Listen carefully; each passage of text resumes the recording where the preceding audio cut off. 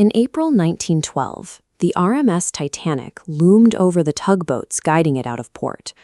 Measuring 269 meters long and costing the modern equivalent of $400 million to construct, it was a scale of engineering that the public had never seen before. The interior was modeled after the world's most prestigious five-star hotels.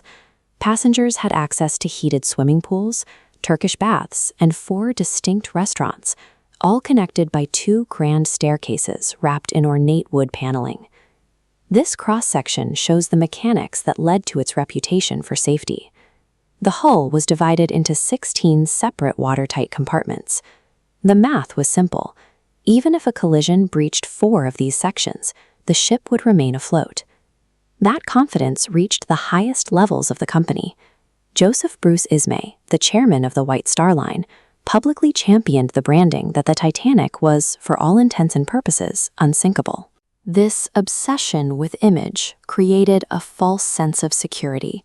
The builders and the executives operated under the assumption of engineering perfection, leaving them unprepared for the reality of the North Atlantic. But the engineering had secret vulnerabilities. To speed up construction and lower costs, the builders used cast iron rivets instead of steel in certain sections of the hull. Cast iron is brittle, making it much more likely to snap under extreme pressure. Human error added another layer of risk. Just before the voyage, an officer named David Blair was reassigned to another ship. In the rush to depart, he accidentally left with the keys to the locker holding the ship's binoculars. Without binoculars, the lookouts were forced to rely on their bare eyes. On the night of April 14th, they were scanning a dark ocean under a moonless sky, with freezing winds that made their eyes tear up and blurred their vision. Captain Edward Smith was receiving multiple radio warnings from nearby ships about massive ice fields ahead. However, Chairman Ismay pressured Smith to maintain a speed of nearly 40 kilometers an hour. The goal was to arrive in New York early and set a record for the ship's first voyage. The speed, the missing binoculars, and the brittle rivets turned these individual mistakes into a chain of failures. By the time the moonless night fell, the disaster was already in motion. At 11:39 p.m., lookout Frederick Fleet spotted a massive iceberg directly ahead. He rang the warning bell 3 times and alerted the bridge, screaming that ice was right in front of them. The officers ordered the ship to turn left and the engines to reverse. But in the frantic seconds after the alarm, the steersman steered to the right, moving the ship toward the ice instead of away from it.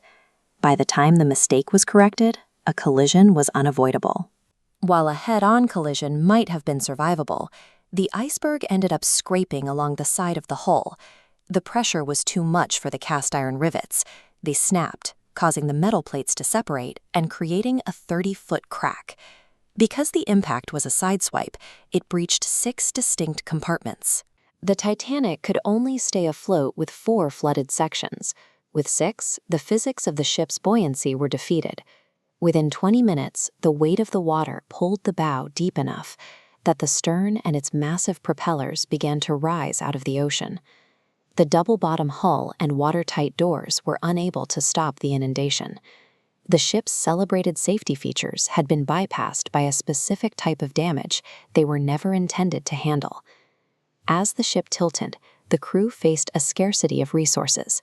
There were only 20 lifeboats for 2,200 people. This was a direct result of the board's belief that the ship was so safe that the boats would only be needed to ferry passengers to other vessels in an emergency. This data visualization shows the confusion during the evacuation. The first lifeboat to launch had a 65-person capacity, but only 28 people were on it. Many passengers believed the massive Titanic was a safer place to be than a small boat in the open Atlantic. On the horizon, the crew of the SS Californian watched the Titanic's emergency flares, but the Californian's captain dismissed them as a celebration, and because their radio operator had gone to bed, they never heard the frantic distress calls being sent by Jack Phillips. By 2:20 a.m., the stern was standing nearly vertical in the air. The weight was too much for the ship's center to support, and the hull snapped in 2. The bow section sank relatively smoothly, but the stern plummeted at 30 kilometers an hour. It rotated violently as it descended nearly 4 kilometers toward the ocean floor. A combination of outdated safety regulations and overconfidence turned a manageable mechanical failure into a mass casualty tragedy. The disaster led to the Solace Treaty, which established the International Ice Patrol and mandated that every ship carry enough lifeboats for every passenger. These regulations are still the foundation of maritime safety today. For decades, the ship itself was considered unreachable, leading to a series of eccentric salvage plans. Explorers proposed filling the hull with ping-pong balls or millions of tons of molten wax to float it back to the surface. But the Atlantic floor is a high-pressure environment with 400 atmospheres of weight pushing down. No technology at the time could survive a descent to those depths to even begin a recovery. In 1985, Robert Ballard took a different approach while on a secret Navy mission. Instead of looking for the ship directly, he began deploying a remote-controlled vehicle called Argo to scan the seabed for a debris field.